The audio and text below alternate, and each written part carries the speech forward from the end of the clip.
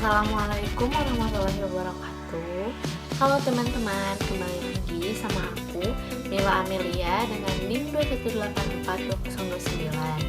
Nah, pada video kali ini aku akan mereview novel yang berjudul Rahasia Menggoreng Patun.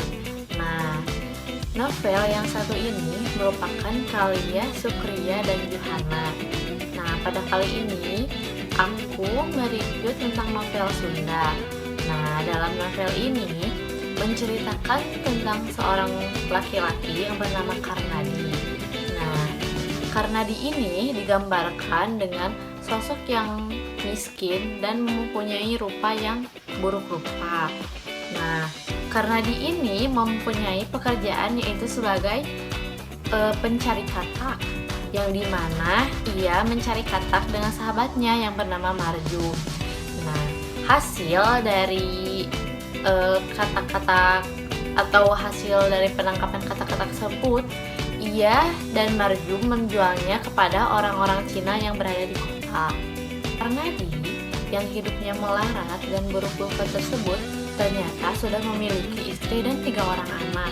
Tetapi hal tersebut tidak menurunkan tekadnya untuk menikah lagi, dan ia memiliki hasrat ingin menikah lagi kepada orang atau wanita muda cantik dan anggun atau kaya raya. Singkat cerita, pada suatu hari Karnadi pergi ke pasar. Pada saat di pasar, ia bertemu atau melihat wanita cantik dan muda. Wanita cantik itu bernama Elis Awang, seorang anak orang kaya. Nah, Karnadi terpesona pada pandangan pertama kepada Elis Awang, dan ia berniat untuk mengikuti Elis Awang yang pulang naik delman, agar ia tahu di mana Elis Awang itu tinggal. Setelah tahu di mana rumah Elis Awang, ia pulang dan merencanakan siasat buruknya untuk dapat menikahi wanita tersebut.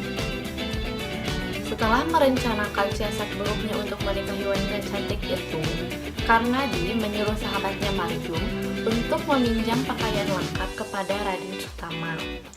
Dan ia juga menyuruh Marjum untuk memberitahu Nyi Usni atau istrinya bahwa Karnadi mengalami kecelakaan dan ia harus dibawa ke rumah sakit. Karnadi juga membicarakan kepada Marjum bahwa ia harus menjual ayamnya untuk biaya di rumah sakit.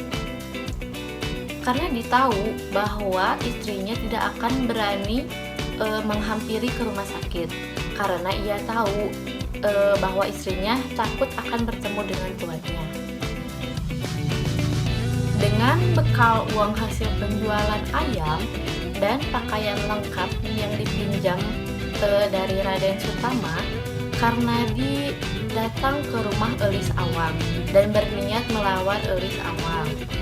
Nah, pada saat di rumah Elis Awang, Karnadi menyamar dan mengaku-ngaku bahwa ia adalah Raden Sutama, yang dimana Raden Sutama merupakan anemer atau pemborong yang kaya raya dan baru saja ditinggal wafat istrinya.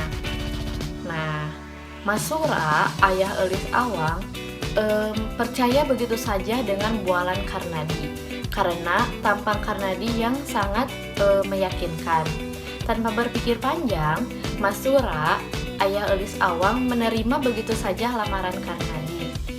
Nah, Elis Awang pun pada pertamanya tidak yakin menerima lamaran Karnadi karena melihat fisik Karnadi yang buruk rupa. Namun dengan bujukan ayahnya serta melihat calon suaminya yang diyakinkan kaya raya itu, akhirnya Elis Awang pun setuju dan menerima lamaran Karnadi. Nah, pada akhirnya singkat cerita, Karnadi pun berhasil memperistri Elis Awang. Namun pada akhirnya kebusukan Karnadi pun terbongkar karena Marjum, sahabatnya, memaksa Karnadi untuk pulang ke rumahnya karena mendapati istrinya yang sakit parah dan kedua anaknya meninggal dunia.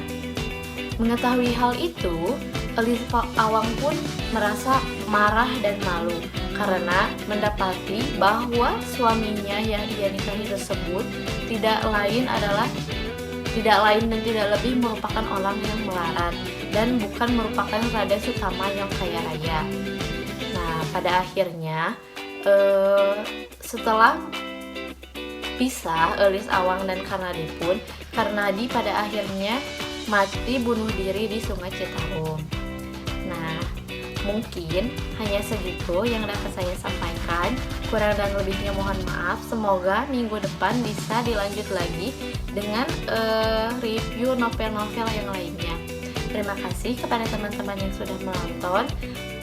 Wassalamualaikum warahmatullahi wabarakatuh.